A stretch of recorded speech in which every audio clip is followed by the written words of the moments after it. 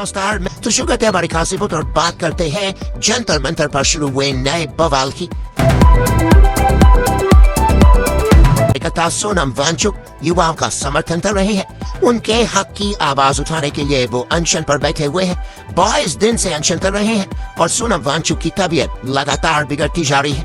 21वें दिन पुलिस उन्हें उठाकर दिल्ली के सफदरजंग हॉस्पिटल ले गई, जहां डॉक्टरों की टीम उनकी सेहत की जांच कर रही है, लेकिन उन्होंने इलाज लेने से साफ इनकार कर दिया है। सफदरजंग हॉस्पिटल के बाहर सुरक्षा बलों की तैनाती की गई है। किसी को भी अस्पताल में जाने की इजाजत नहीं दी जा रही है। ऐसे में अब ये आंदोलन सोनम वांगचुक के इर्द गिर्द घूमता नजर आ रहा है। जंतर मंतर पर अगर सबसे ज्यादा जिक्र किसी का सुनाई देता है तो वो एक ही नाम है और वो है सोनम वांगचुक का। ऐसे में सवाल ये खड़े हो रहे हैं कि आखिर वो कब तक अनशन पर बैठे रहेंगे, कब तक वो खाना अन्न त्याग कर बैठे रहेंगे, आखिर सरकार उनकी आवाज कब सुनेगी। कहा जा रहा है कि मोदी सरकार भी डरी हुई है और इसीलिए वो इस आंदोलन को रोकने के लिए कई तरह की कोशिशें कर रहे हैं और यही वजह है कि सोनम वांगचुक को अस्पताल में रखा गया है। उन्हें धरना स्थल से दूर रखा गया है ताकि वो जंतर मंतर पहुंचकर कोई बड़ी प्लानिंग न कर सके। इसके बावजूद ये मार्च होकर रहेगा, इसका ऐलान सीजेपी फाउंडर अभिजीत दिपके कर चुके हैं। रोजाना भारी संख्या में लोगों से जुड़ने की अपील की जा रही है। बीती रात भी प्रदर्शनकारियों का आना जाना जारी रहा। ढोल ताश और नारों के बीच आंदोलनकारी अपनी मांगों को लेकर डटे रहे और इसी बीच नगीना से सांसद चंद्रशेखर आजाद भी देर रात धरना स्थल पहुंचे और छात्रों के बीच बैठकर उनका समर्थन किया। इस दौरान लोगों में दोगुना उत्साह दिखाई दिया और मोदी सरकार के खिलाफ आक्रोश भी नजर आया। वही समाज कार्यकर्ता अन्ना हजारे ने भी वांगचुक का समर्थन किया है। अन्ना ने कहा है कि सरकार को उनकी सीमाओं की परीक्षा नहीं लेनी चाहिए। उन्होंने कहा कि सरकार चाहे उनकी मांगों पर हाँ कहे या ना, लेकिन बातचीत करने में कोई बुराई नहीं है। और अब 20 जुलाई को जो संसद मार्च होने वाला है उसे रोकने के लिए प्रशासन की तरफ से भी तैयारी की जा रही है। जंतर मंतर से कुछ ऐसी तस्वीरें निकलकर सामने आ रही है जो ये बयां करती है। के साथ एक फोटो भी शेयर कर पार्टी ने लिखा कि आंसू गैस के गोले पहुंच गए, सभी से अनुरोध है कि जंतर मंतर पहुंचे। यानी सीजेपी की तरफ से ज्यादा लोगों से इस आंदोलन से जुड़ने की अपील की गई।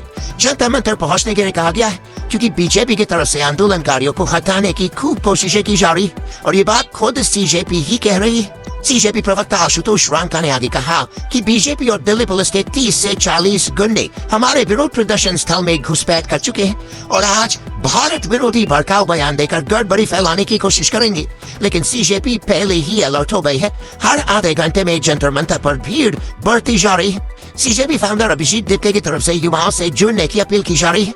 इसके लिए दिपके ने खास वीडियो संदेश जारी किया है जिसमें सोनम वांगचुक को उनकी मर्जी के बिना अस्पताल में रखा गया है। इससे लेकर लोगों में भी चिंता है। उनकी पत्नी खास तौर पर भड़की हुई है। वांगचुक की पत्नी गीतांजलि सफदरजंग अस्पताल के रवैये पर नाराज है। उन्होंने एक्स पर एक पोस्ट किया कि सफदरजंग सरकारी अस्पताल से मेरा भरोसा उठ गया है।